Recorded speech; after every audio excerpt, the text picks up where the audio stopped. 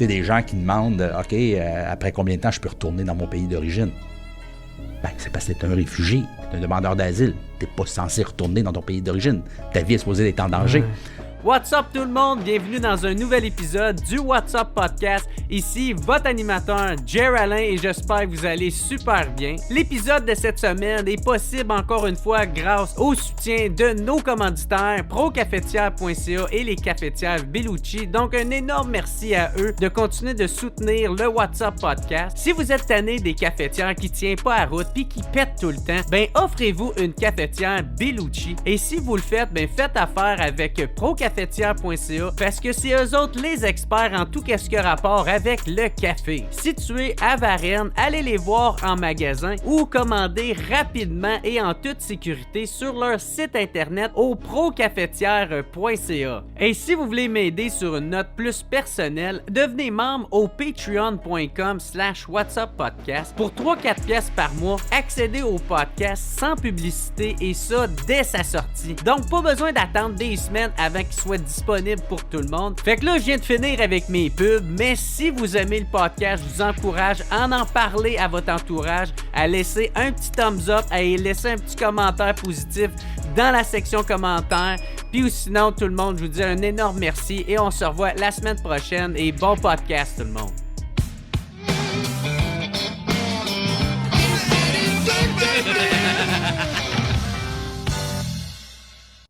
Fait que what's up tout le monde, bienvenue au What's Up Podcast. Aujourd'hui, je reçois mon nouvel invité, Stéphane de Enfield, avocat en immigration qui a traité plus de 2000 cas. Il y en a même qui se sont rendus jusqu'en Cour suprême. Ouais. Ouais. Puis il a aussi été commissaire à la commission d'immigration et de statut de réfugié pendant plus de 11 ans. Oui. Et ça a fait quand même beaucoup parler parce que en mars 2025, il y a un article qui est sorti à la presse comme quoi tu avais quitté la pratique privée, justement. Puis je vais te laisser rentrer dans les détails après le podcast, après mon introduction. Oui. Mais gros merci d'être là avec nous autres aujourd'hui. Eh bien, merci de l'invitation. Ça me fait vraiment plaisir. C'est super apprécié parce que le sujet de l'immigration, c'est un sujet qui est très sensible, mais qui est aussi très complexe. Fait que je suis très content d'avoir quelqu'un qui l'a vécu de l'intérieur, parce que c'est ça, en tout cas, tu vas nous laisser expliquer qu'est-ce que tu faisais comme métier, avocat en immigration, ça fait quoi, c'est quoi tu faisais, pour ceux qui sont pas familiers avec ces termes-là. Ben, faut reculer il y a 34 ans, hein, parce que j'ai commencé dans ce domaine-là, ça fait déjà 34 ans. Donc, comme tu l'as mentionné, j'ai été commissaire à la Commission de l'immigration et du statut de réfugié pendant 11 ans. Section de protection des réfugiés, c'est-à-dire que j'entendais des demandeurs d'asile, donc des gens qui se présentaient devant le tribunal et qui exposaient leur dossier, donc qui tentaient de nous convaincre que leur vie était menacée dans leur pays d'origine ou les membres de la famille, donc pour obtenir le statut de réfugié. Donc j'ai fait ça pendant 11 ans. Par la suite, j'ai quitté. Et puis après ça, c'est quoi vous approuvez s'il peut être... En fait, on rend des décisions. Donc, est-ce qu'on rejette la demande de statut de réfugié ou on l'accorde? Donc, si on accorde le statut de réfugié, à ce moment-là, la personne bénéficie de la protection du Canada et peut soumettre par la suite une demande de résidence permanente et éventuellement une demande de citoyenneté. Si on la rejette, parce qu'on considère qu'il n'y a pas de motif suffisant, mettons, pour accorder la protection, mais la personne a des recours d'appel, des recours de contestation. Elle peut soumettre des demandes connexes, par exemple, demande de résidence permanente pour des considérations humanitaires, des choses comme ça. Ça, c'est juste pour ceux qui demandent l'asile? Effectivement. Moi, je m'occupais que des dossiers de demandeurs d'asile. OK. Fait que dans le fond, ça ressemble un peu à la commission des libérations conditionnelles. Ça ressemble un peu à ça. C'est un peu le même principe, on veut dire. C'est un tribunal administratif, les deux, c'est des tribunaux administratifs. Okay. Donc, oui, effectivement, les gens présentent leur dossier. Bon, en libération conditionnelle, la personne est détenue, est éligible à une libération conditionnelle, face à demande. Tu as des commissaires qui étudient le dossier, regardent la preuve, interrogent les témoins, dont la personne, puis décident si on le remet en liberté ou non avec des conditions. Nous, ce qu'on faisait, c'est qu'on décidait si la personne était reconnue comme réfugié ou non. Évidemment, on n'a pas de conditions à imposer. On ne remet pas quelqu'un en liberté. Mais ça a quand même des décisions importantes parce que tu n'as pas vraiment de marge de manœuvre et de place à l'erreur. Une personne qui est menacée dans son pays d'origine puis que tu te trompes puis que tu la refuses, Oui, il y a des recours d'appel, mais quand même, elle risque l'expulsion, cette personne-là. Ouais, il y a des vies en jeu. Ouais. Là. Puis l'inverse aussi, tu sais, une personne qui, tu sais, moi j'ai été pendant plusieurs années responsable d'une section des cas complexes où on étudiait les dossiers de personnes qui étaient accusées d'activité terroriste. Donc, qui demandait le statut de réfugié. Alors, évidemment, tu ne veux pas te tromper non plus. Tu veux t'assurer que tu n'accepteras pas un terroriste comme réfugié. Oui. Fait que c'était des décisions importantes. Faites ça pendant 11 ans. Tu es vraiment privilégié de faire ça. As-tu commencé par comme ça? Non, j'ai commencé en pratique privée. C'est ça, OK. Puis par la suite, j'ai eu l'opportunité d'aller travailler à Montréal à la Commission de l'immigration. 11 ans. Puis, après 11 ans, ben là, le moment était venu de retourner à la pratique privée. Donc, j'ai parti mon bureau. Puis, j'ai fait ça jusqu'à... En fait, mars 2025, ce que j'ai fait, c'est que j'ai décidé de mettre un frein à ma pratique. C'est-à-dire que je ne prenais plus de nouveaux dossiers. J'ai dit, c'est terminé. Tout ce que j'ai fait, c'est que j'ai gardé quelques dossiers de résidence permanente qui étaient en cours de traitement pour finaliser ça. Et depuis, c'est ça, 1 an, je ne prends pas de nouveaux dossiers. J'en ai pas pris. Donc, j'ai aussi commencé à préparer la fermeture du bureau. Pourquoi? Parce que je savais que les élections 2026 arrivaient puis que j'avais de l'intérêt à me représenter. Hein. Je pense que c'est pas une cachette pour personne. J'ai été candidat en 2022 pour le Parti québécois dans Masson, qui est dans la région de Mascouche-Terrebonne. Puis j'ai continué à militer. J'ai hérité du dossier de co-porte-parole en matière d'immigration. Hein. Le chef, au lendemain des élections de 2022, a créé cette équipe-là de co-porte-parole. Donc, il était 12 anciens candidats. Et Paul nous a attitré des dossiers propres à notre champ d'expertise. Moi, évidemment, c'est l'immigration. Fait qu'il m'a donné ce dossier-là. Ouais. Fait que c'est sûr que quand le temps arrive, passe, tu te dis, écoute, 2026, ça arrive à grands pas. Fait que on a commencé. J'étais rendu là. J'étais rendu à passer à autre chose. Puis c'est quoi que tu faisais comme dans la pratique privée? Ça ressemble à quoi? Là? Parce que, je sais, j'ai une idée, ça doit ressembler à quoi, mais je suis sûr qu'il y a plein des affaires, je sais pas. Je sais pas, c'est qui, mettons, de la clientèle qui venait te voir, à quoi ça ressemblait? C'était diversifié. J'avais pas un créneau. J'ai des collègues, mettons, qui vont se dire qu'ils vont se concentrer sur des dossiers, mettons, d'Afrique, du Moyen-Orient, de l'Amérique du Sud, de l'Asie. Moi, je voulais pas me limiter à une région géographique. Moi, ce qui m'intéressait, puis avec le temps de plus en plus, c'était le dossier. Y a-tu des enjeux intéressants à débattre? Y a-tu une question juridique qui est plaisante à aller contester? J'ai fait des gros dossiers. Des dossiers complexes, des histoires de sécurité nationale, d'espions, puis tout ce que tu veux. Oui, ça a fait quand même beaucoup les manchettes. Oui, c'était des gros dossiers, puis c'est ça qui m'allumait. Puis pourtant, j'ai des collègues qui détestaient ce genre de dossier-là. Fait que moi, venez-vous-en. Puis à un moment donné, ça me collait. Hein. Je veux dire, il y a eu une étiquette qui m'a collé, qui m'a été attitrée, que écoute, les dossiers particuliers, tu vas voir Enfield, puis il y a de l'air à bien aimer ça, les faire, ces dossiers-là. Fait que il va se donner cœur et âme pour toi. Oui, effectivement. Mais c'est ça. Fait que moi, je n'étais pas le genre d'avocat, puis je veux pas dénigrer ça, là, mais j'ai des collègues qui, eux, allaient plaider, ils faisaient de l'urticaire. Ils ne voulaient pas se présenter devant la cour, donc ils faisaient plutôt du travail clérical, c'est-à-dire ils faisaient plus de l'immigration économique, entre autres, mettons, compléter des formulaires, déposer des demandes, des dossiers papier. Ils ne se présentaient jamais devant la cour. Moi, si j'avais fait ça, je serais mort après 6 mois. Là, j'avais besoin d'aller devant la cour, de défendre un dossier, de défendre une cause. Alors, c'était des dossiers, par exemple, de demandeurs d'asile. J'ai fait évidemment beaucoup de dossiers de demandeurs d'asile. J'ai fait des dossiers d'enquête, d'interdiction de territoire, crime organisé, sécurité nationale, grande criminalité. Des dossiers de parrainage, réunification familiale. Résidence permanente, résidence temporaire, demande humanitaire. Donc, tout le volet, mettons, humanitaire et litige. Puis quand je dis litige, c'est plaider devant la cour. Donc, j'ai eu, pour vrai, parce que là, on peut dire que j'ai accroché ma toge depuis mars 2025. Je ne fais plus aucune représentation devant les tribunaux. J'ai eu le privilège vraiment de plaider devant toutes les instances. Mais quand je dis toutes les instances, là, que ça soit Cour municipale, Cour du Québec, Cour supérieure, Cour d'appel du Québec, Cour suprême. Je suis allé 2 fois à la Cour suprême. C'est la plus haute cour, là, ça. Ouais, après ça, ben, tu t'en vas à la Cour les perruques, pénale internationale. Non, mais à Londres, oui. Je suis allé visiter... à Londres? Oui, je suis allé, pas pour le travail, comme touriste. Puis, je suis allé visiter la cour, c'était-tu la cour d'appel? La cour d'appel, ouais, de Londres. En Australie aussi, ils ont des hosties de perruques sur la tête. Ben, moi, je n'avais pas des hosties de perruques, là, mais il y avait des perruques. Ridicule. Mais les avocats ont la perruque, les juges ont la perruque.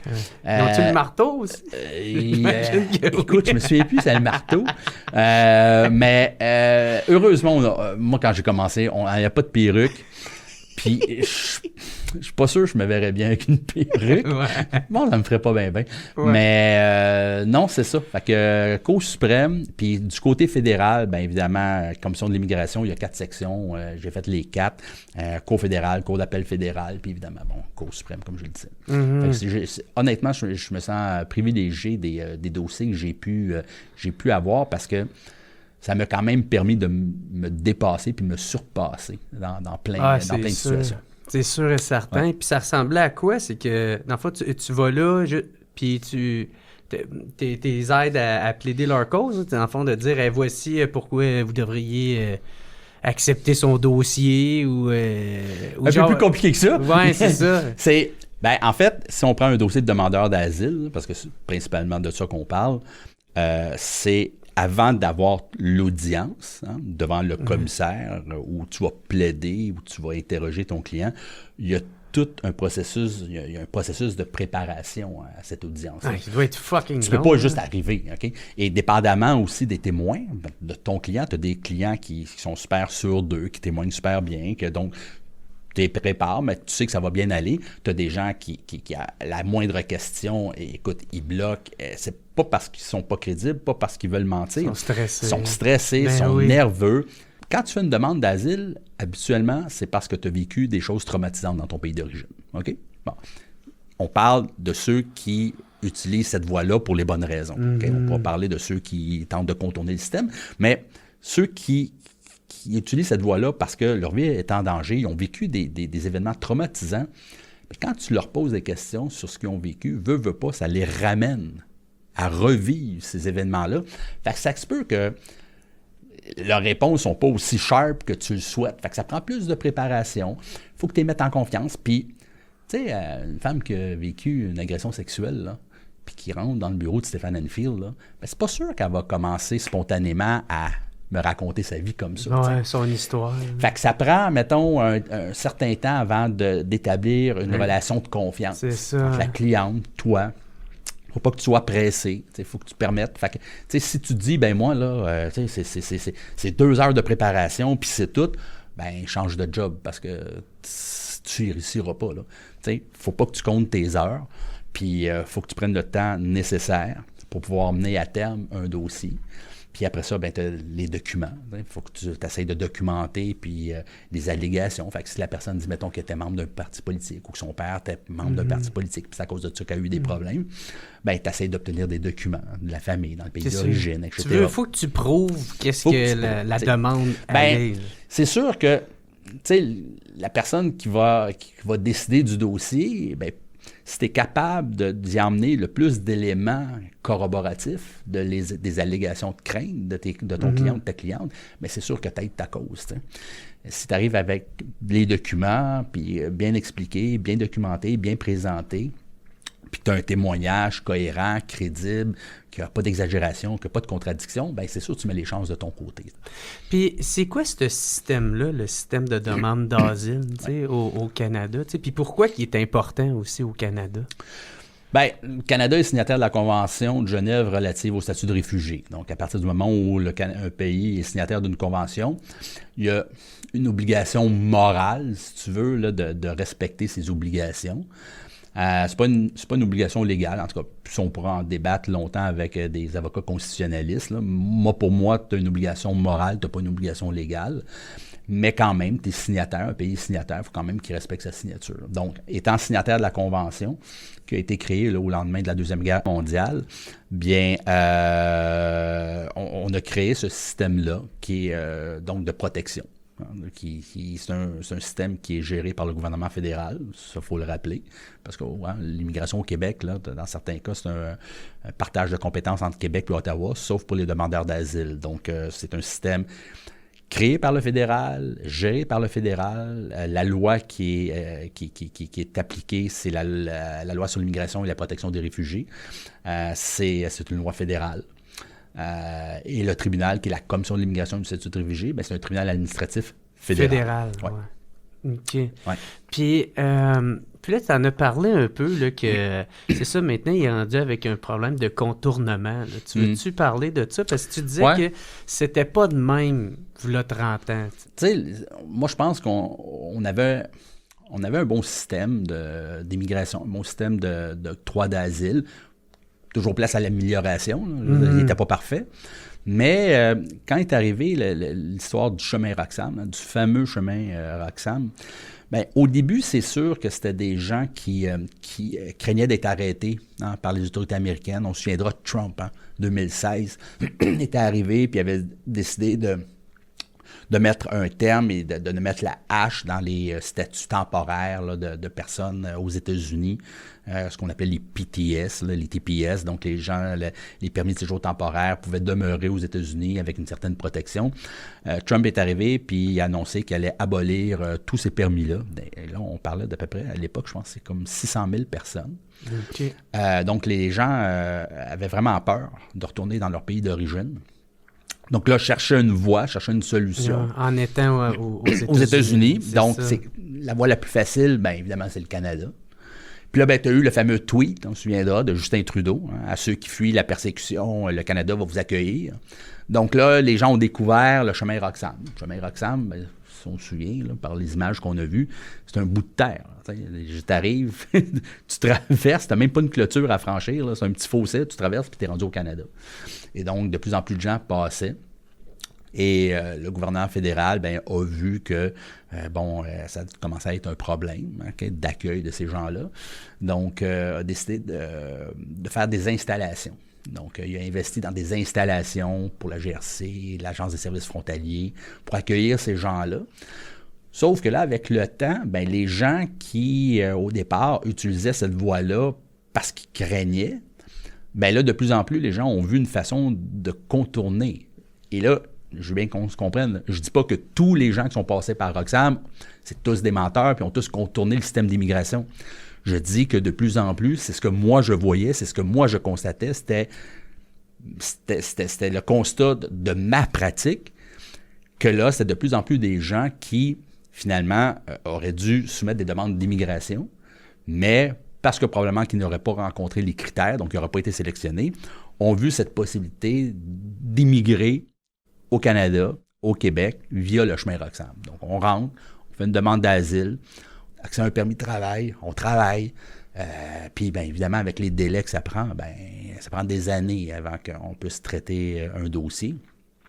Donc, ces gens-là ont comme misé ou ont fait le pari que c'était peut-être plus la voie la plus facile pour eux, parce que c'est pas tous des gens qui ont traversé les marécages puis la jungle passant là, pour arriver aux États-Unis. Tu as des gens qui étaient bien confortablement assis dans des cafés, qui ont entendu parler du chemin Roxham, qui ont décidé de prendre des billets d'avion dans leur pays d'origine pour les États-Unis, donc un visa de touriste. Et ils ont fait que transiter, puis prenaient l'autobus ou un taxi pour arriver au chemin Roxham. Là. Donc, c'est pas tous en demandant l'asile. En demandant l'asile. En étant aucunement persécutés dans leur pays. Tu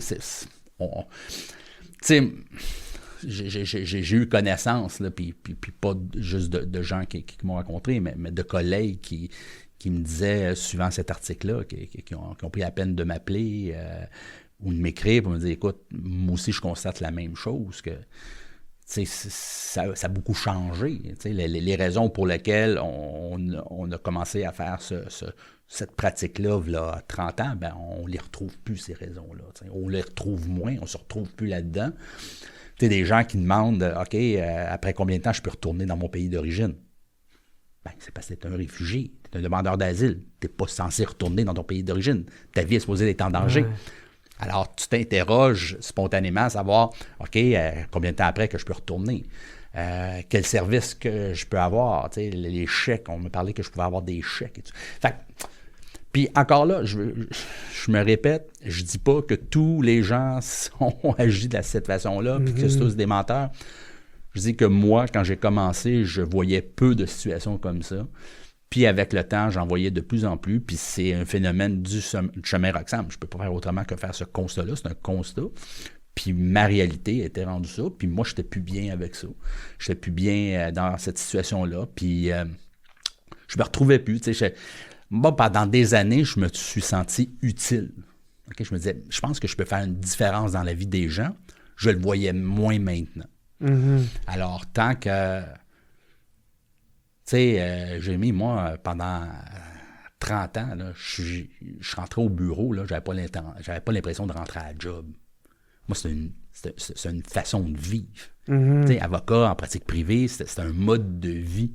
Je suis jamais une journée rentré à reculons au bureau. Jamais. J'étais souvent arrivé le premier le matin, souvent le dernier parti. J'allais au bureau 2 samedis par mois, puis sans problème. Là, c'était pas... Je m'obligeais pas, là, j'aimais ça. Plein de dossiers différents. Mais là, je retrouvais plus ce plaisir-là. Là, j'ai commencé à entrer au bureau à reculons. Là, je dis non, c'est terminé. C'est pas vrai, je vais faire ça encore longtemps. Fait que j'ai pas fait ça contre quelqu'un, j'ai pas fait ça contre les gens. J'ai pas fait ça pour dénoncer le système. Moi, je n'étais plus bien là-dedans. Mais en même temps, il faut quand même prendre le pouls de c'est quoi ce système-là, là, où sont les failles. Si on fait juste se fermer les yeux en se disant hey, toi, es-tu en train de parler contre l'immigration? C'est quoi? T'es-tu raciste? Mais Chris, c'est quoi cette discussion-là? Là, mais malheureusement, quand on parle d'immigration au Québec, souviens-toi, les dernières années, dès qu'on parlait d'immigration, qu'on dénonçait un système, c'est ce qu'on se faisait taxer d'être xénophobe, raciste, anti-immigrant, alors que pas du tout. Tout ce qu'on souhaitait, puis tout ce qu'on souhaite, c'est d'avoir un système d'immigration cohérent, structuré, planifié, pour que justement les nouveaux arrivants soient accueillis dignement. Tu sais, comme j'ai tout le temps dit, à qui ça rend service si tu viens comme immigrant, je ne suis pas capable de traiter ton dossier dans des délais raisonnables. Je ne suis pas capable de t'offrir les services auxquels tu as droit. Qui en bénéficie? Personne. Alors, dénoncer un système qui est rendu débridé, parce que, mot peut-être fort, mais je pense que c'est le mot que j'utilise, je pense que c'est à peu près ça. Ben, c'est pas d'être raciste, au contraire, c'est justement de faire en sorte que les gens qu'on va accueillir, on va le faire dignement. Puis tu sais, Ottawa a commencé justement à bouger sur cette question-là, entre autres des résidents temporaires, puis des demandeurs d'asile. Pas parce que le Québec dénonçait, le Québec a dénoncé depuis longtemps, c'est parce que là, les autres provinces canadiennes, eux ont commencé à dénoncer. Ouais. Hein? Les maires des villes ontariennes qui ont dit là, wow, ça commence à faire là, cette immigration-là.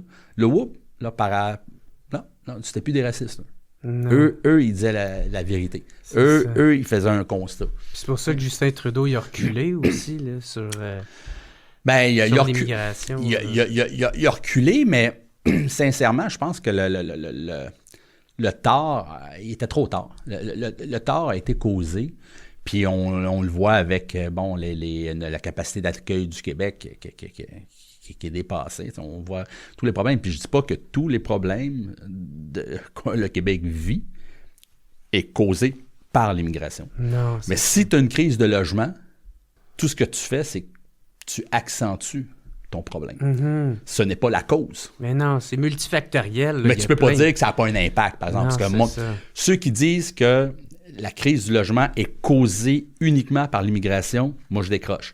Mais ceux qui disent que l'immigration n'a aucun impact sur la crise du logement, je décroche aussi. Ben oui.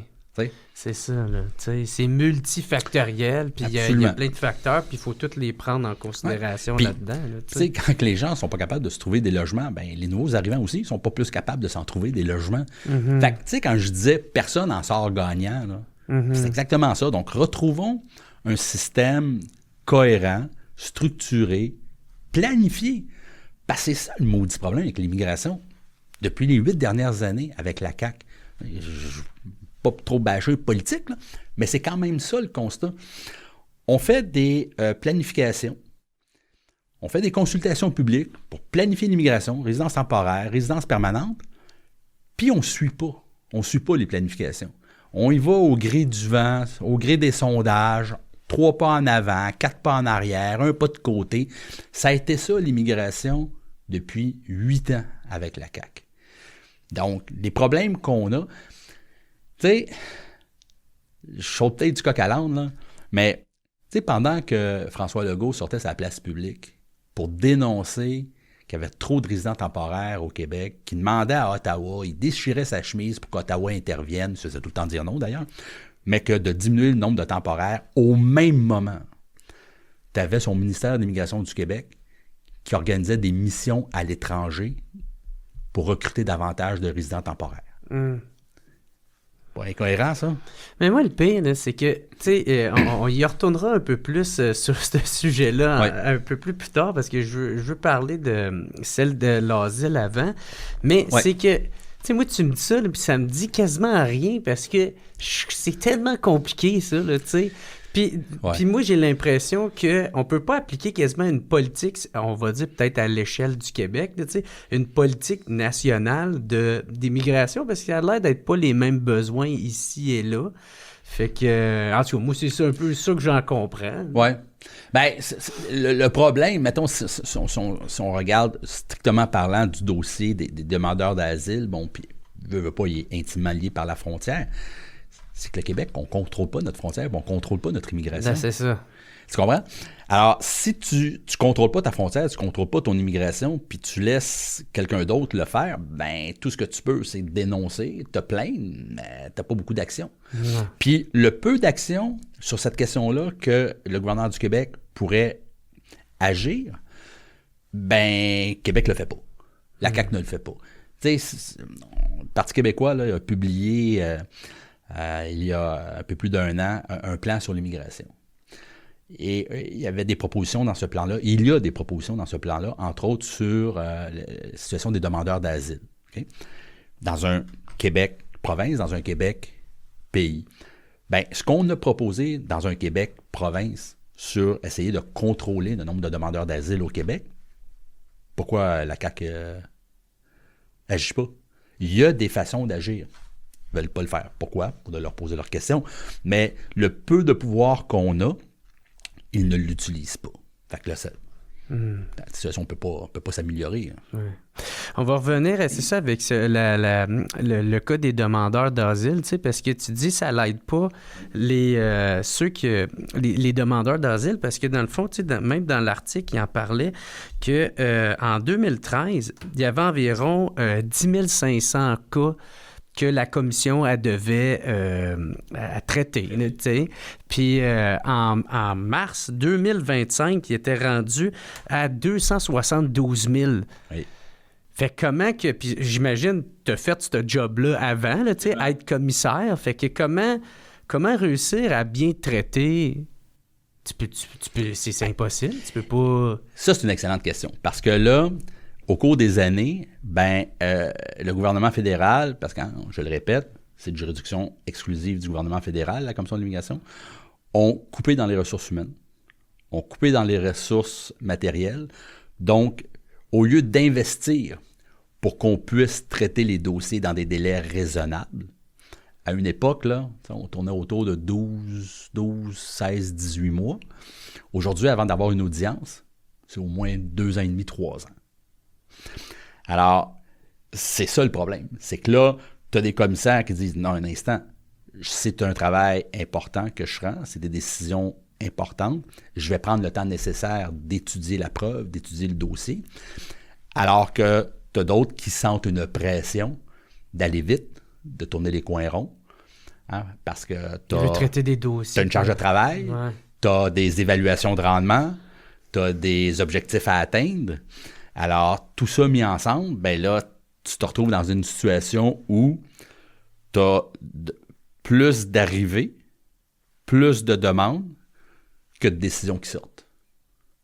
Fait que là, ben, ça augmente. Puis plus que ça augmente, ben, plus que tu augmentes tes délais. Hein. Je veux dire, si tu as 10 000 dossiers à traiter, tu es capable de les traiter en 1 an et demi, ben, si tu en as 200 000, je pense pas que tu peux les traiter dans le même délai. C'est une question mathématique. Là. Puis, tu sais, tu as parlé du chemin Roxham, tu sais, comment que, tu sais, puis sans dire non plus que ça vient tout du chemin Roxham non plus, là, mais tu sais, comment que ce stratagème-là, on peut dire, tu sais, il a été connu, tu sais, comment que ça a été connu, c'est comment que c'est devenu, finalement, à être reconnu, tu sais, dans le monde, ou... Sincèrement, j'ai pas de maudite idée, parce que moi qui travaillais dans le domaine, je savais même pas c'était quoi le chemin Roxham. Sincèrement, là, quand la première fois on a parlé du chemin Roxham, je pensais que c'était une affaire comme le chemin de Compostelle, tu sais, quand le monde allait. Ah ouais, faire une genre de quête personnelle. Ouais, c'est ça. Je dis, ouais, c'est de quoi qu'ils parlent? Les gens traversent par le chemin Roxham. Et je blague, là, mais... Des pèlerins. Mais oui, c'est ça.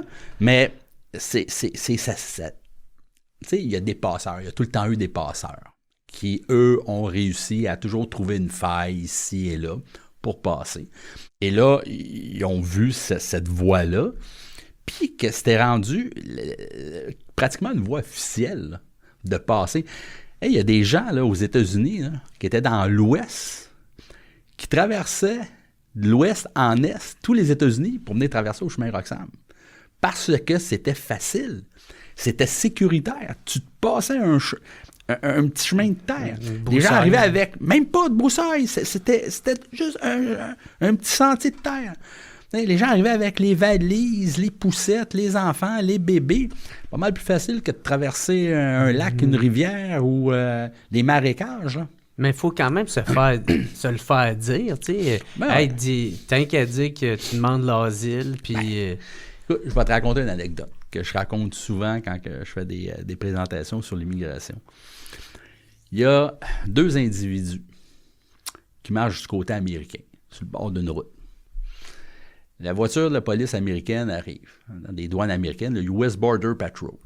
Arrive, accoste les 2 gars, vos papiers, non, 2 illégaux aux États-Unis.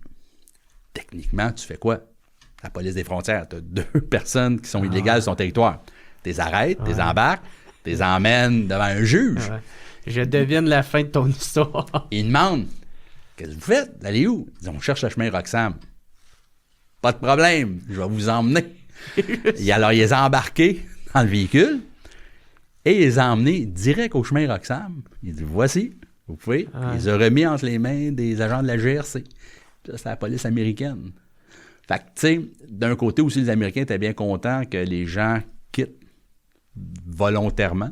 Ils sont allés du côté canadien. Puis, écoute, combien de compagnies de taxis, d'autobus là, qui annonçaient la Plattsburgh avec des grandes affiches Roxham Road. Hey, écoute, on en a vu plein. Hein? Fait que c'était rendu une grosse business. Hein? Alors, quand finalement, ils ont décidé de mettre un stop à tout ça, ben là, les gens ont tenté de trouver une nouvelle façon de le faire, d'arriver, puis ils en ont trouvé une. Parce qu'au même moment, c'est intéressant, au même moment où Trudeau annonçait qu'il mettait un terme à cette voie-là, en modifiant, là, je ne vais pas aller dans le détail, mais il a modifié l'entente sur les tiers pays sûrs, ce qui fait que là, les gens ne pouvaient plus passer par Roxham.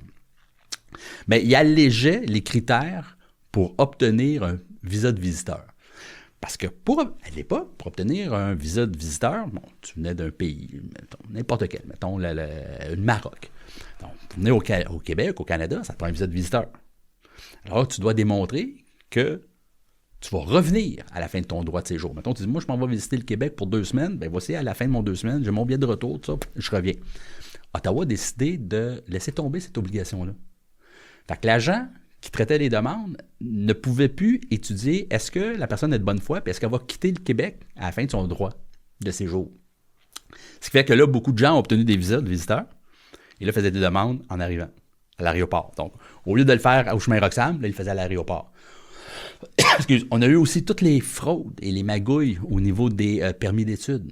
Beaucoup ont obtenu des permis d'études. Les étudiants temporaires. Et les étudiants étrangers temporaires, beaucoup ont obtenu des permis d'études qui n'auraient pas pu les obtenir. En tout cas, il y a eu des enquêtes de la police et tout ça là-dedans.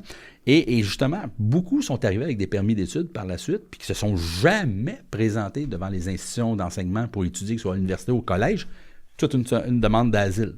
Fait que là, tu sais, on a un peu réglé une situation pour créer un autre problème. Mais il y a aussi, tu sais, même Radio-Canada, ils ont affirmé qu'il y avait comme, je pense que c'est 68 000 personnes qu'il fallait qu'ils se fassent expulser du Canada. Puis là-dedans, il disait qu'il y en avait 32 000 qui avaient perdu, les autorités avaient perdu la trace, tu sais. Ouais.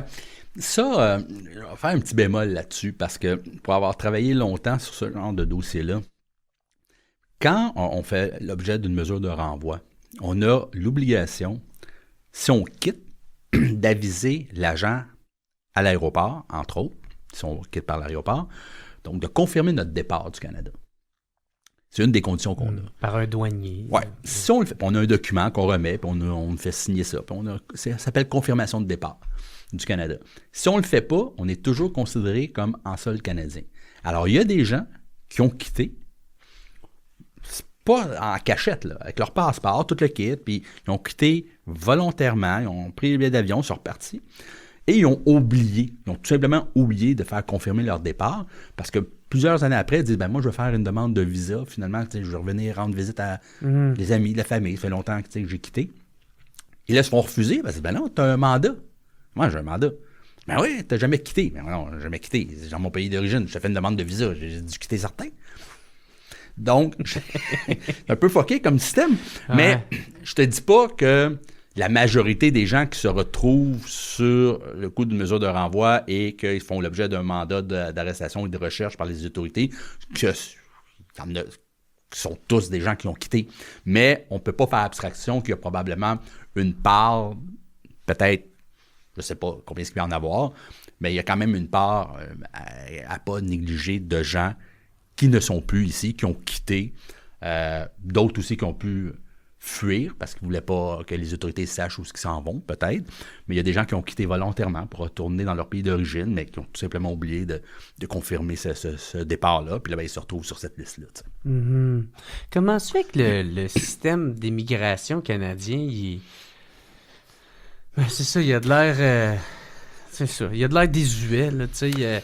On dirait que la question est tellement sensible de parler d'immigration, autant de l'image politique à avoir, là, tu sais. Il faut aller chercher du capital de sympathie.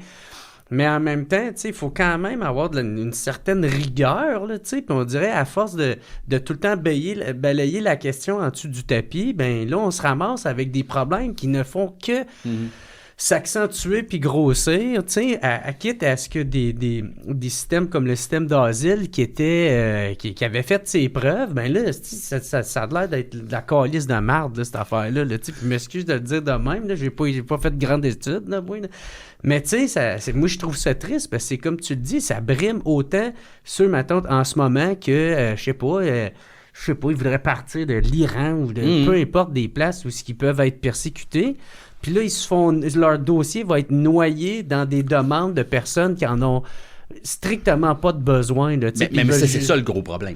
C'est ça le gros problème. Parce que. Puis eux autres, c'est urgent, là, tu sais, si tu demandes l'asile. Non seulement c'est urgent, mais bien souvent, ces gens-là sont séparés de leurs femmes, de leurs conjoints, des enfants.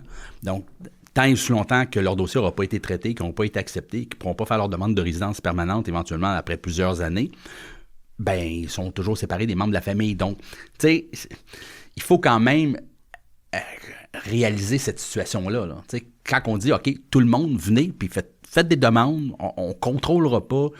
Puis quand que je disais, ben là, on rend service à personne, ben ça, c'en est un bel exemple. C'est-à-dire que plus que tu as de dossiers, là, on parle de 200 000, ben sur les 200 000... 272. Tu sais, mettons, t'en as, je sais pas, 272 000, tu sais, mettons que t'en as, je sais pas, moi, 60 000, qu'il n'aurait pas dû utiliser cette voie-là parce que c'était pas la voie appropriée pour eux, que ça aurait dû être un autre programme d'immigration, non pas le programme d'asile.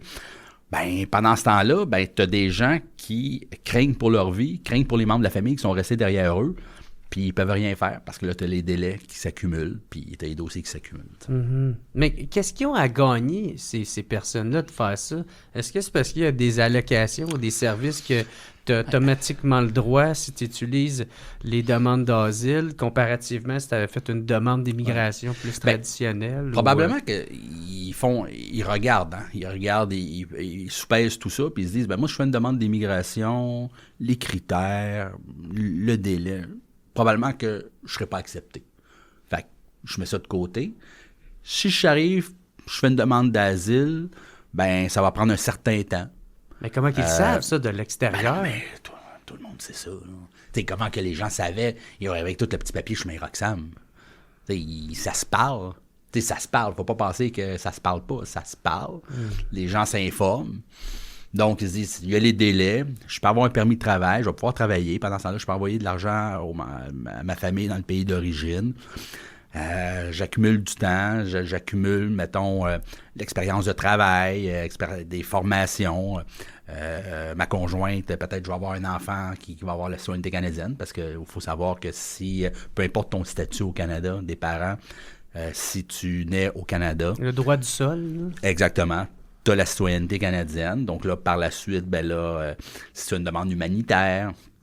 Donc, tu sais, ils doivent, moi j'imagine qu'ils doivent faire ce calcul-là en se disant, ben, j'ai peut-être des chances éventuellement de pouvoir quand même rester au Canada en passant par cette voie-là. Parce que c'est ça, parce qu'une fois que la demande finit par être traitée, même s'ils se font refuser, ils peuvent toujours... Il y a des recours. Il y a des recours d'appel, ça peut prendre encore du temps aussi. On parle d'années. Ouais. On parle d'années. Puis là, en même temps, moi aussi, je pense que je rentre là-dedans dans ceux qui vont dire, si tu vois quelqu'un que, effectivement, il n'a pas pris le bon recours, mais là, il est implanté ici, il y a un travail, il y a des enfants, toute la famille est déjà là. Ça fait 100 cœurs de vouloir les crisser de voir après. Là, mais c'est ça le problème. C'est ça le dilemme. Ouais. C'est que tu te dis, OK, ces gens-là n'ont pas pris la bonne voie. Initialement, ils ne sont pas arrivés dans la bonne voie. Maintenant, la situation aujourd'hui, c'est laquelle? Là, tu dois supposer tout ça et te dire, bon, OK, est-ce qu'il y a des gens qui disent, tu sais, puis je suis pas là pour dénoncer ou condamner, je dis pas que je suis d'accord, je dis pas que je suis pas d'accord, mais il y a des gens qui vont dire, ben non, tu es arrivé dans cette voie-là. Illégalement. Tu n'as pas été accepté, ben plate, ben, faut que tu quittes.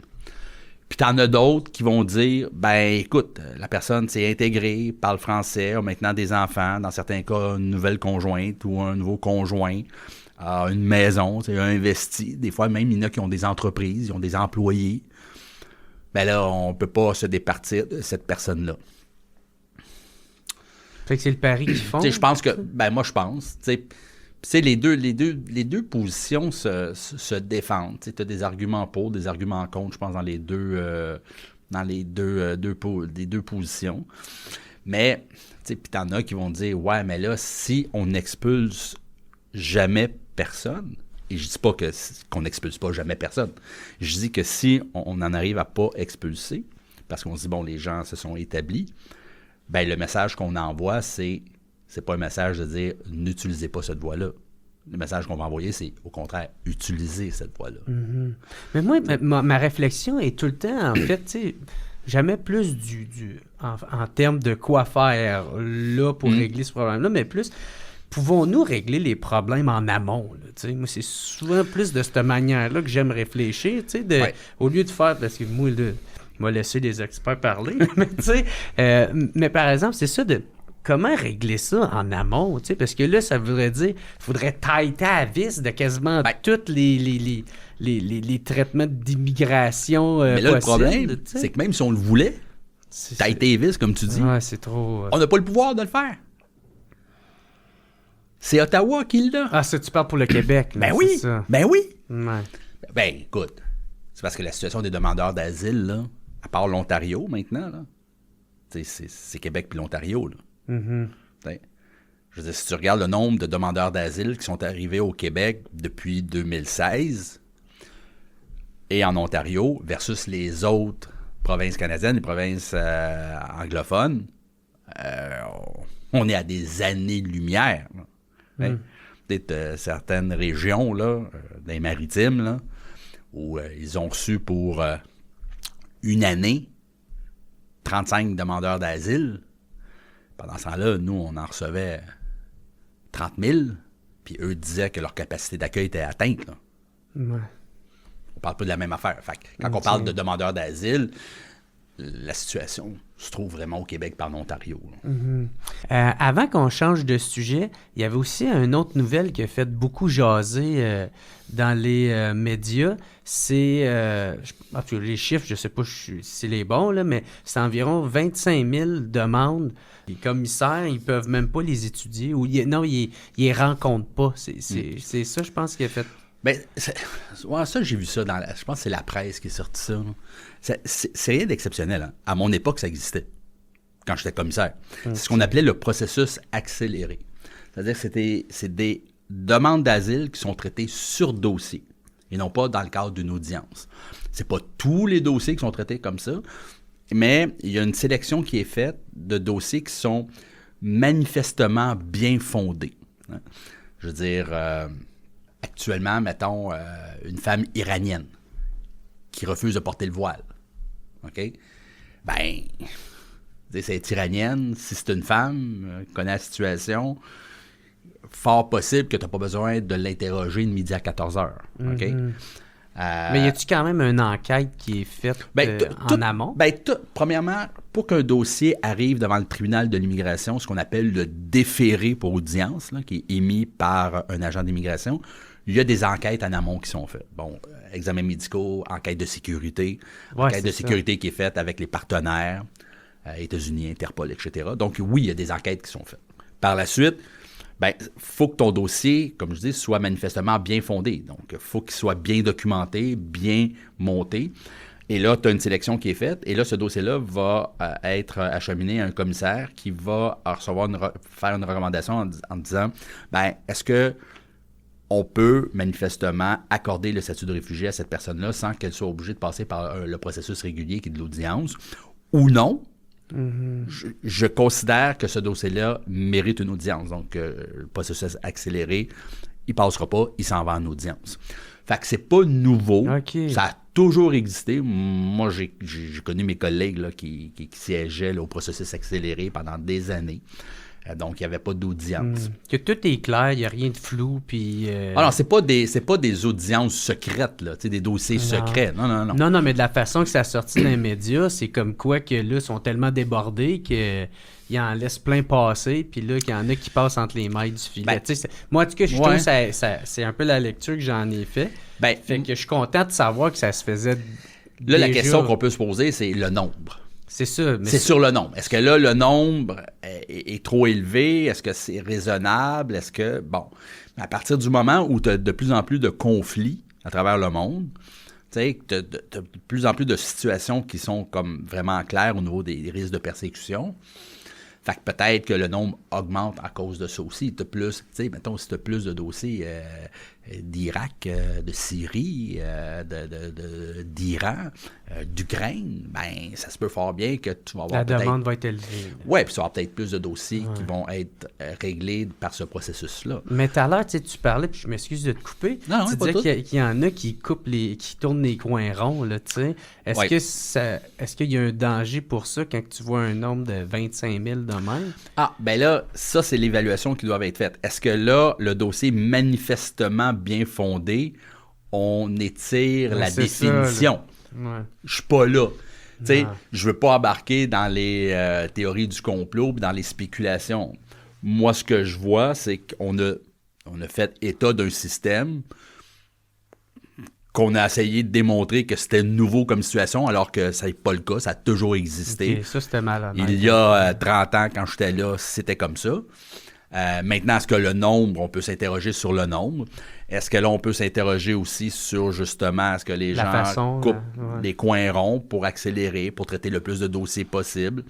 Ça se peut. Puis, tu sais, il y a un autre phénomène qu'on n'a pas parlé, puis qu'on constate, là, tu sais, toute la question de l'intelligence artificielle. Tu sais, si faut que tu mettes sur papier tes craintes de persécution, les craintes pour ta vie de retourner dans ton pays d'origine, puis là, avec tous les possibilités que l'intelligence artificielle te fournit, ben ça te propose. ben, ça se peut que tu as des histoires aussi qui sont faites par l'intelligence artificielle, qui sont tellement demandes. bien faites, ben oui. Ah, ouais. Et là, t'as le commissaire qui a ça. Lui, il peut bien soupçonner que Se faire blairer. c'est pas la personne qui l'a rédigé. Mais un soupçon, il faut que tu décides avec la preuve. Tu sais, tu peux pas décider sur des soupçons. Tu décides avec la preuve. Puis là, ben, la preuve, c'est ça que t'as. T'es obligé de décider avec ça. Mais de plus en plus, tu sais, c'est pas...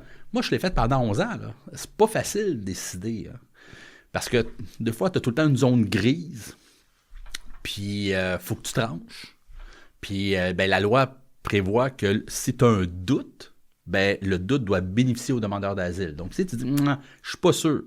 Si t'es pas sûr, tu as l'obligation de l'accepter. Ah, ouais. Ouais. C'est si tu es sûr que c'est pas un vrai réfugié, c'est pas un réfugié, puis il doit pas bénéficier de la protection du Canada, ben, ça, tu dois avoir une décision négative. Mais si tu doutes, dans le cas d'un doute, le doute doit bénéficier au demandeur. Fait que c'est pas si simple. Comment ça marche, le système d'immigration? Tu sais, avant qu'on enregistre, je te disais ça.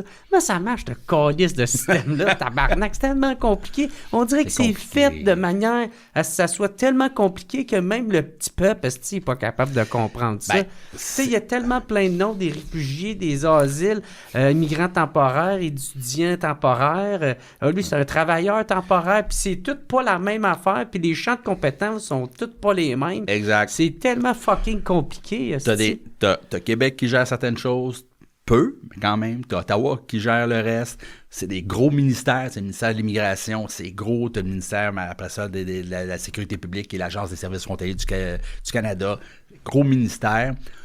T'as beaucoup de dossiers. Hein? Tu sais, les dernières fois que j'avais regardé les statistiques là, sur le nombre de demandes en instance de traitement à Immigration Canada, c'était 1,8 million. À travers le Canada. Parce que là, tu as des demandes qui sont faites pour immigrer au Canada à l'étranger, des demandes de visa, des demandes de permis d'études, permis de travail, résidence permanente. Donc, tous les pays, là. Fait que c'est pas juste les gens qui sont au Canada qui font des demandes d'immigration. Tu as tous les gens qui sont à l'étranger qui veulent aussi avoir un statut temporaire ou permanent ou même un titre de visiteur. Alors, ils avaient ça a peut-être fluctué un peu à la hausse, peut-être un peu à la baisse, mais tu avais 1,8 million de dossiers en instance de traitement Immigration Canada il n'y a pas si longtemps. Alors, ça ne peut pas faire autrement à un moment donné que tu as des délais qui explosent.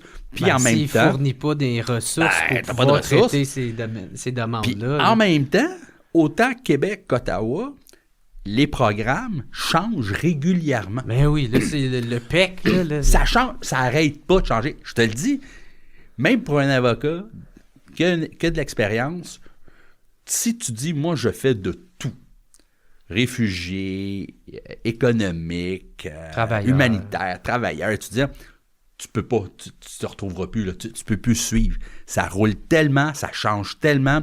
Ce qui est vrai aujourd'hui est plus vrai demain, puis il sera pas vrai dans 2 semaines.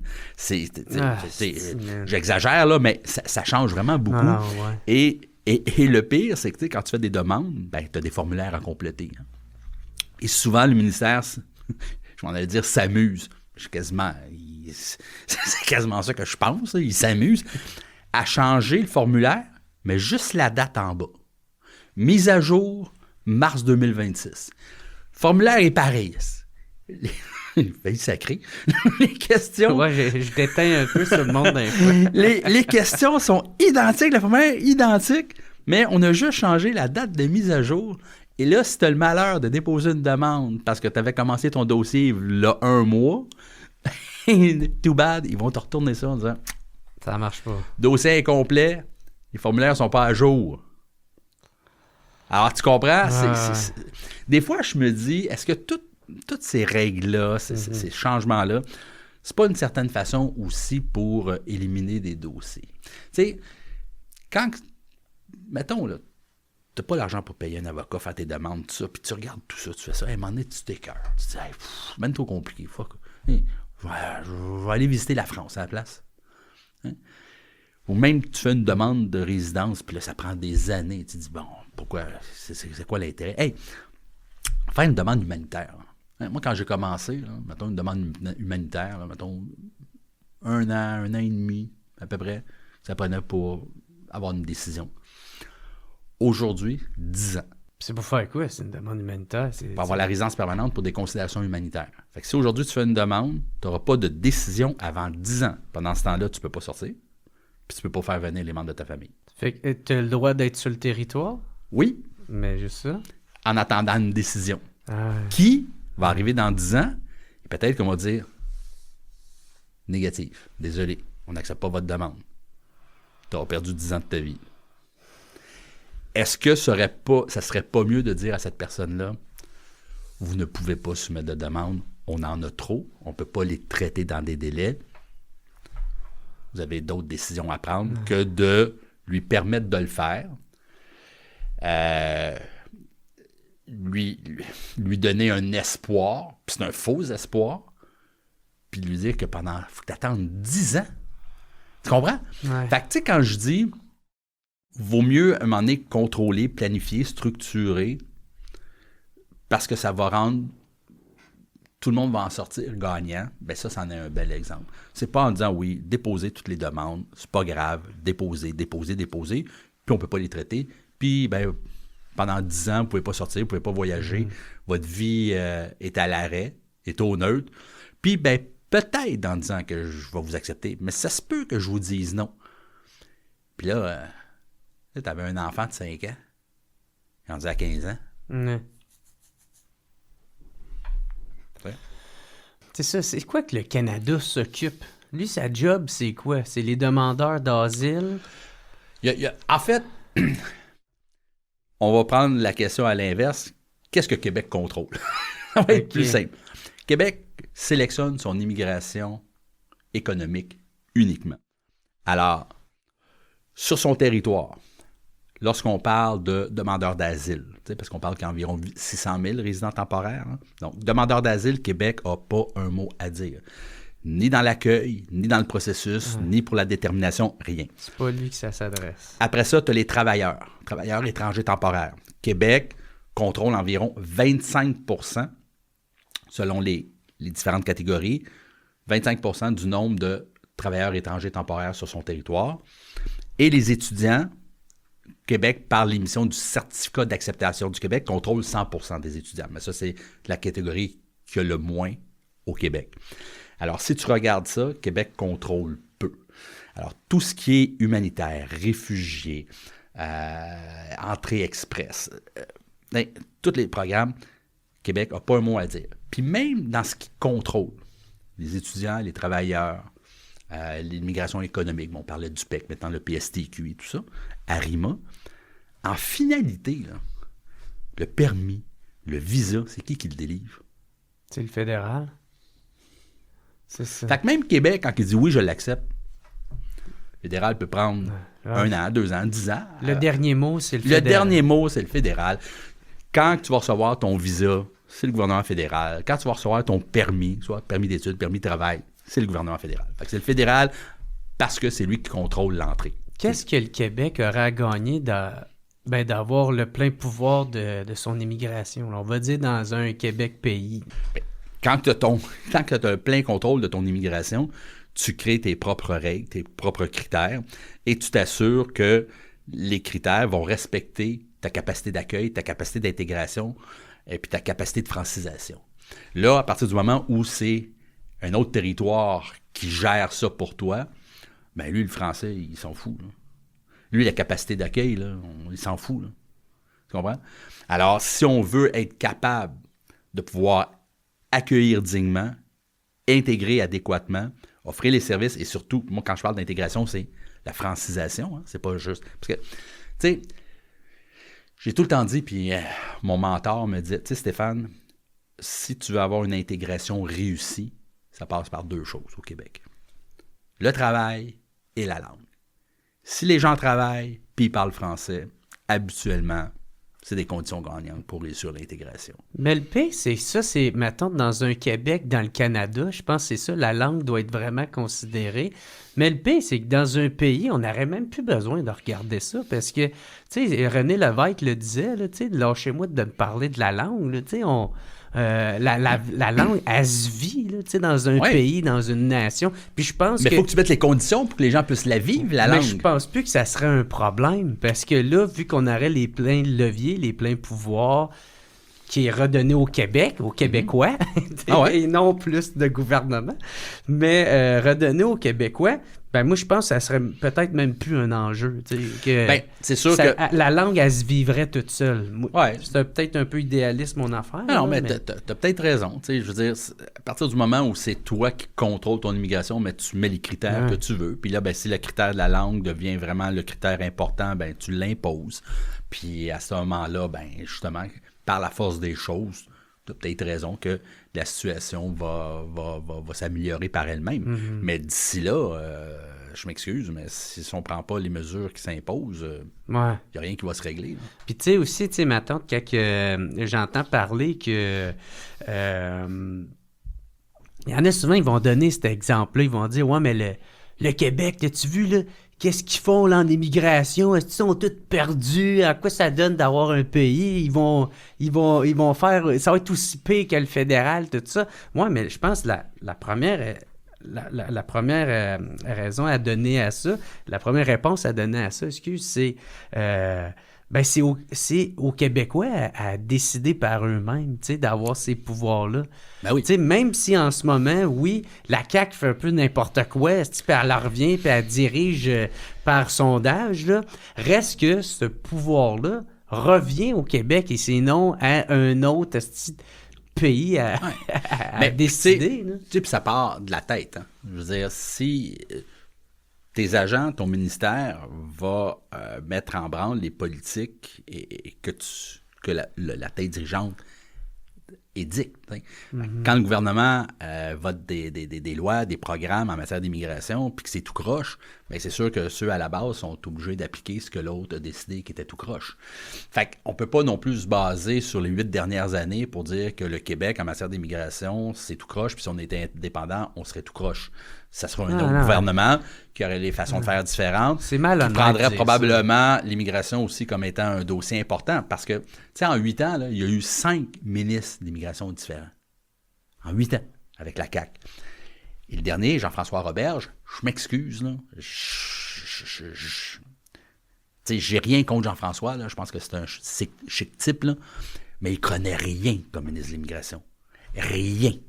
Il ne maîtrise pas le dossier, puis il serait devant moi, puis je lui dirais la même chose. Jean-François, tu ne connais pas le dossier. OK? Puis probablement que ça ne l'intéresse pas, le dossier de l'immigration. T'sais, lui, il vient du milieu de l'éducation. Lorsqu'il était ministre de l'Éducation, je pense que c'était son dada. C'est là qu'il voulait aller. On l'a dégommé. On sait pourquoi. On l'envoie à l'immigration. Il ne maîtrise pas les dossiers. Il ne connaît pas les dossiers. Il dit n'importe quoi et il fait n'importe quoi. Y a-t-il de quoi en particulier que... Ben juste avec... Tu sais, juste la façon qu'il a géré l'histoire du PEC, juste la façon qui tente d'expliquer les programmes, d'expliquer la situation, c'est pas vrai. Ça va à l'encontre du gros bon sens, ça va à l'encontre des règlements, puis ça va à l'encontre de la loi, puis du programme. Tu comprends? Fait que tu peux pas dire une chose aussi grossière. Quand tu es monsieur, madame, tout le monde, ça se peut que tu connaisses pas ça. Puis ça se peut que tu dises n'importe quoi quand tu t'exprimes sur les médias sociaux ou ailleurs. Puis tu sais, c'est la force des choses, puis ça se peut. Mais quand tu es le ministre responsable et tu ne sais même pas, tu ne connais même pas ton dossier, puis tu t'en vas devant les médias pour essayer d'expliquer ton positionnement, puis d'expliquer aux journalistes, puis aux membres des médias ta position, puis comment tu agis et pourquoi, puis que c'est n'importe quoi, bien là, comment tu veux que les gens peuvent avoir confiance? Fait que je comprends les gens qui disent « Le ministère de l'Immigration du Québec, ils font n'importe quoi, ça n'a pas de bon sens, on est indépendant. » Ben, un instant, là, c'est la CAQ qui fait n'importe quoi, c'est pas le gouvernement, là, c'est pas le Québec qui fait n'importe quoi. Fait que changeons de gouvernement, puis en même temps, Jean-François Roberge, là, il n'est pas juste ministre de l'Immigration, hein. Il y a 3 ou 4 ministères différents. Fait que moi, je pense que c'est un ministère qui est quand même important. C'est un gros ministère qui mérite d'avoir un ministre attitré exclusivement à ce qui est peut-être dossier-là. Surchargé en ce moment. Ben, tu sais, quand tu as plusieurs dossiers de front, plusieurs ministères, ben il faut que tu prennes connaissance de tes dossiers. Puis peut-être que celui-là, ben il passe en dernier alors qu'il devrait passer en premier. C'est quoi que le Québec pourrait améliorer, justement? Bien, déjà dans les critères d'admission, OK, les délais de traitement, le nombre, parce que le nombre, c'est intimement lié au délai. Plus que tu as de dossiers, plus que ça prend de temps pour les étudier. Puis, je comprends pas quand ça qu'on pense pas à ça, mais tu sais, Parti québécois, bon, on pourra parler des chiffres là, au niveau des résidences permanentes, bon, les seuils de 35 000. Bien, nous, l'objectif, c'est de dire, regarde, là, il y a présentement 600 000 temporaires au Québec. On a des gens qui travaillent en français, on a des gens qui sont intégrés en français, qui parlent français, qui ont des enfants qui sont déjà ici. Pourquoi aller chercher des résidents permanents à l'étranger? Puisons dans les 600 000 qui sont déjà ici, qui sont déjà intégrés. Personne ne fait ça. On va en sélectionner, mais ils continuent à sélectionner des résidents permanents à l'étranger. Nous, ce qu'on dit, c'est que pour un certain temps, moratoire sur toutes les demandes provenant de l'étranger. Réglons ce qu'on a à régler présentement. Arrêtons d'accumuler parce qu'on ne fait qu'empirer la situation. Fait que ça, on pourrait le faire. Puis très facilement. Ça prend une volonté pour le faire. Mais là, t'as pas les lobbies des chambres de commerce qui vont vous tomber sous le dos si vous faites ça? Mais non, mais les temporaires sont déjà ici. Ça me fait rire. C'est comme si parce qu'un travailleur temporaire devient permanent, que l'entreprise perd son travailleur. Ben non, c'est juste un statut qui change. Il est permanent. Il va pouvoir continuer à travailler. Pourquoi ils ont peur qu'une fois qu'ils deviennent permanents, qu'ils ne travaillent plus pour eux? C'est-tu parce que les conditions de travail sont pourries? C'est-tu parce que les salaires sont pourris? Tu sais, là, plusieurs années, là, on parlait pas, il n'y avait pas tant de travailleurs étrangers temporaires là, au Québec, là, puis de façon générale au Canada. Et là, on utilise ces gens-là, puis pendant qu'on a cette main-d'œuvre-là, disons-le, là, à bon marché, ben, on ne se pose pas de questions sur est-ce qu'on doit améliorer nos conditions de travail? Est-ce qu'on doit améliorer nos conditions salariales? Est-ce qu'on doit améliorer nos façons de faire, entre autres par la robotisation? On ne se pose pas ces questions-là, on n'a pas à investir. On a la main-d'œuvre bon marché qui est là. Fait tu sais, il y a ça aussi là, qu'il faut. C'est un peu de la paresse, non bon? Ben, je sais pas si c'est de la paresse. Je pense que. Non, je pourrais pas dire que c'est de la paresse, mais. Tu sais, c'est sûr qu'ils ont une position, ils ont. La facilité, je veux dire. Ils ont. Tu sais, les chambres de commerce, des hommes d'affaires, ils sont là pour faire de l'argent. Mm-hmm. Fait que la meilleure façon de faire de l'argent, ben, eux, ils vont aller là. Alors, si moi, je dis, ben, tu dois augmenter tes salaires, tu dois augmenter tes conditions améliorer tes conditions de travail, tu dois peut-être investir dans la robotisation, améliorer ton usine, ton entreprise. Peut-être tu vas avoir toujours besoin de travailleurs étrangers temporaires, mais peut-être tu vas en avoir besoin de moins. Fait que ça va enlever, mettons, une pression. Parce que là, on peut pas continuer à vivre avec cette pression-là. Là, tu regardes les logements, tu regardes... Je regarde les jeunes aujourd'hui, que l'accès à la propriété, là, oublie ça, là.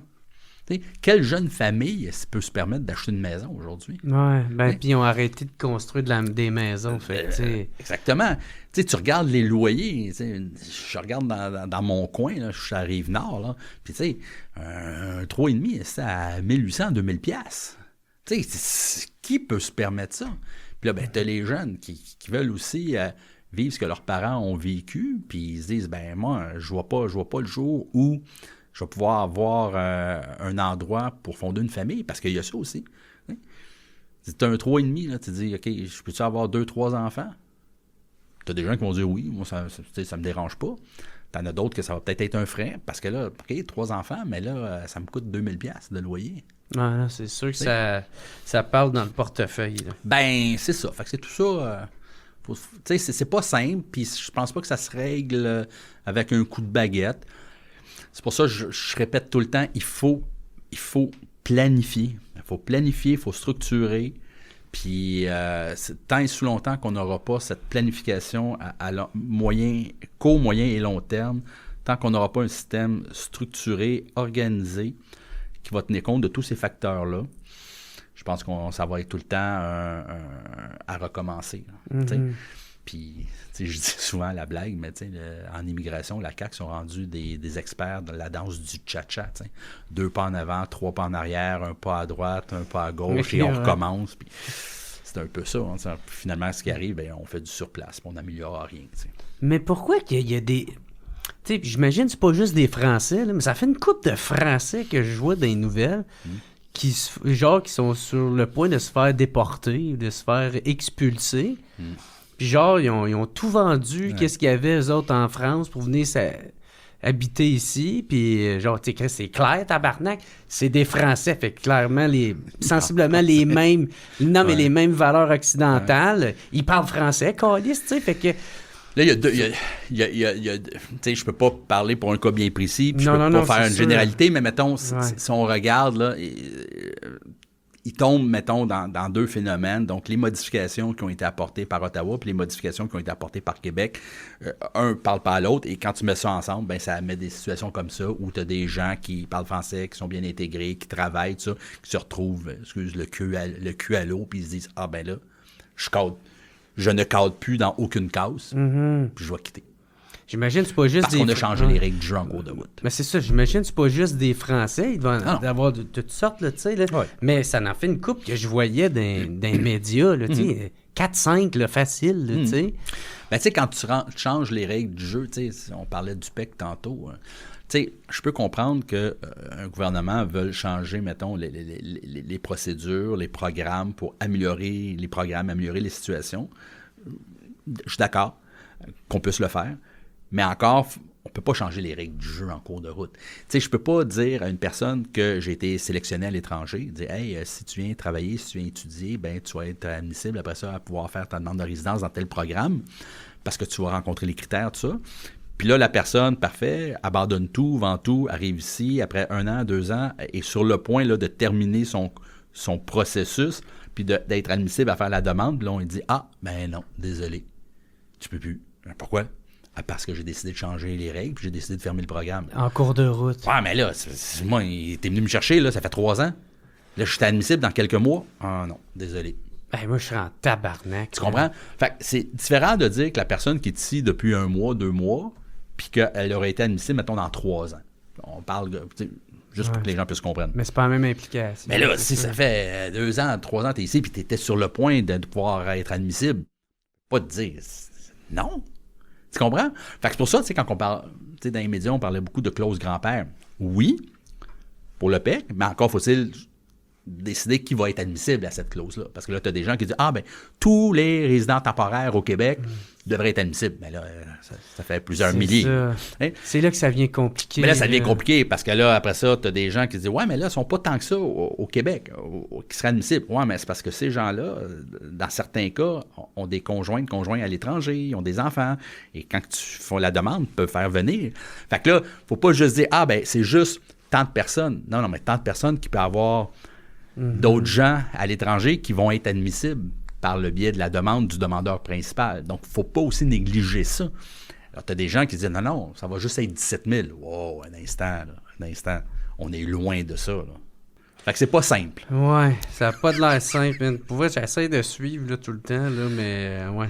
Et même pour des avocats en immigration, des fois, c'est pas simple. Ben, c'est ça, qu'il y a plein d'expériences là-dedans. Avant qu'on se quitte, j'aimerais ça qu'on parle des cas que tu as défendus, qui a fait beaucoup jaser, là, tu sais. Mais avant de parler de ceux qui ont fait jaser, il y a ton premier cas, ton premier dossier, c'est ta mère qui te l'a référé. Oui, oui. C'est... Premier dossier, mettons, d'immigration, parce que quand j'ai commencé ma pratique, j'ai commencé en droit criminel, puis après ça, j'étais allé travailler pour la commission de l'immigration. Fait que quand je suis parti, puis j'ai parti mon bureau en droit de l'immigration, là, évidemment, tu cherches, tu fais essayer de trouver des clients, fait que t'as beau à faire la publicité, tout ça, bouche à oreille, tu rencontres des gens. Puis mes parents, à l'époque, avaient des locaux commerciaux en bas de chez eux qui louaient, puis il y a un gars qui dit « Hey, moi, j'ai un de mes amis là, qui a besoin d'un avocat en immigration. » J'en connais un bon, moi!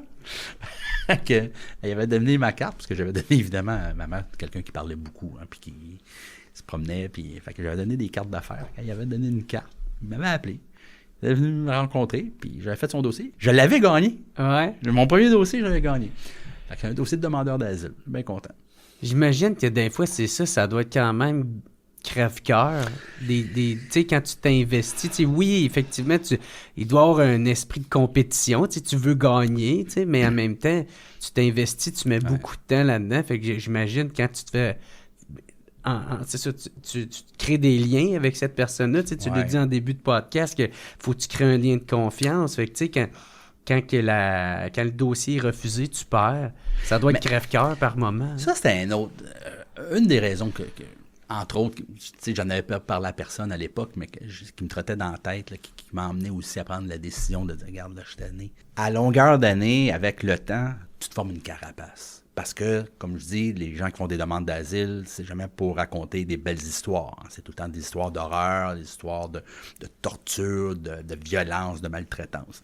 Fait que tu te formes une carapace parce que tu peux pas faire, tu peux pas y arriver. Tu passeras pas à travers, là. Tu passeras pas à travers, surtout quand il y a des enfants là-dedans, ça, moi, ça me chavirait. Fait que tu te fais une carapace, tu deviens pas insensible, mais tu gardes une distance, justement pour préserver ta santé mentale puis physique, là. Mais là, avec les années, j'ai commencé à constater que cette carapace-là a commencé à avoir des fissures. Puis là, ça a commencé à m'atteindre de plus en plus. Je parlais avec des enfants, tout ça, puis là, tu sais, je me souviendrai tout le temps d'un dossier où la petite fille m'accroche par le pantalon, on est pour aller à l'audience, puis elle me tire par le pantalon, elle dit, tu sais, elle dit, je me fie sur toi pour que mon papa revienne à la maison. Hey, tabarnak. Tu sais, comment... Ça vient de chercher. Ça vient de chercher. Puis je me dis, bon, c'est pas tout le temps des situations faciles. Fait que non, c'est ça. Tu sais, la carapace commençait à fissurer. Puis là, je me dis, non. Jumelé à plein d'autres facteurs qu'on a parlé tantôt. Je dis, bon, ben, le temps est arrivé. Mais ouais, il y a des dossiers que tu perds, que tu traînes ça longtemps. Tu dis, écoute, il me semble je méritais de gagner ça, c'est un bon dossier. T'en as d'autres que tu t'attends, que tu dis, bon, regarde, t'as vraiment tout fait, parce que moi, quand je prenais un dossier, ben, je me mettais corps et âme, là, Tu le perds, tu dis, bon, c'était peut-être à prévoir, c'était difficile, il y avait un point de droit, mais c'était, mettons, c'était quelque chose de particulier à défendre, puis bon, ça n'a pas fonctionné, t'sais. Ben, des fois aussi, tu dois avoir peur que tu dis, Chris, c'est peut-être la dernière fois que je le vois, là, lui. Peut-être qu'il va y passer. Ben, tu sais, tu te dis, la personne va être expulsée. Et si, mettons, c'est vrai ce qu'elle dit, et puis c'est vrai ce qui est arrivé, parce que tu parles tout le temps, tu parles du principe, excuse, que ce qu'elle te dit, c'est vrai. Ouais. Sinon, si tu crois pas, tu le prends pas le dossier. Moi, les gens que je ne croyais pas quand je les rencontrais, l'entrevue initiale, puis j'avais, mettons, la misère. Je me dis, je pourrais jamais développer une relation de confiance, je pourrais jamais défendre ce dossier-là, corps et âme, je le prends pas, t'sais. Puis, mais quand tu prends le dossier, tu te dis, wow, OK, tu l'as perdu, là, et il va y arriver quoi avec lui, là, t'sais. Ah, c'est sûr, là. Ouais. Le dossier que tu as plaidé à la Cour suprême, ouais. C'était quoi, ça? Et ça, c'est un dossier... C'était juste... C'était intéressant pour une question de droit, parce qu'il n'y avait pas vraiment d'enjeu particulier. C'est vraiment une belle question de droit. C'est que c'était une personne qui avait été reconnue comme réfugiée au Canada. Elle a fait une demande de résidence permanente. Elle avait eu la résidence permanente. Et entre-temps, le pays d'origine avait émis un mandat d'arrestation pour extradition. Excuse. On l'accusait d'une histoire banale, là, d'utilisation d'un faux visa là, de 900$ US. C'est quelque chose de ridicule. Mais ça tombait sur le coup d'une demande d'extradition. Et donc, il avait été arrêté. Et les autorités avaient ordonné son extradition.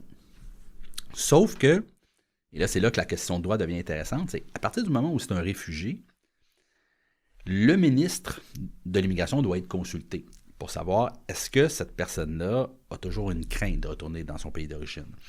Et là, le ministre avait dit, vous ne m'avez pas fait la preuve que vous avez toujours une crainte de retourner dans le pays d'origine. Puis là, je dis, pas à moi à faire cette preuve-là.